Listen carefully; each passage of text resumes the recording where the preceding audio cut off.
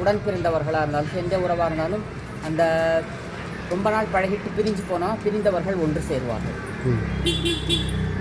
பாடல் துணையும் கொழுந்தெய்வமும் பெற்றதாயும் சுருதிகளின் பனையும் கொழுந்தும் பதிகொண்ட வேரும் பனிமலர் பூங்கணையும் கருப்புச் சிலையும் மென்பாசாங்குசமும் கையில் அணையும் திரிபுர சுந்தரி ஆவது அறிந்தனமே.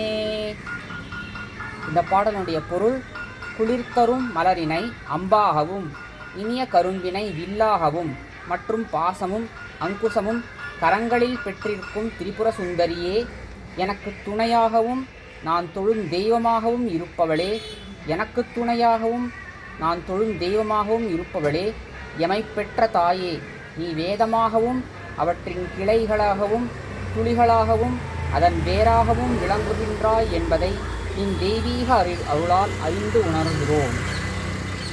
மறுபடியும் பாடல். துணையும் தொழும் தெய்வமும் பெற்றதாயும் சுருதிகளின் பனையும் கொழுந்தும் பதிகொண்ட வேரும் பனிமலர் பூங்கணையும் கருப்புச் சிலையும் மென்பாசாங்குசமும் கையில் அணையும் திரிபுர சுந்தரி ஆவது அறிந்தனமே.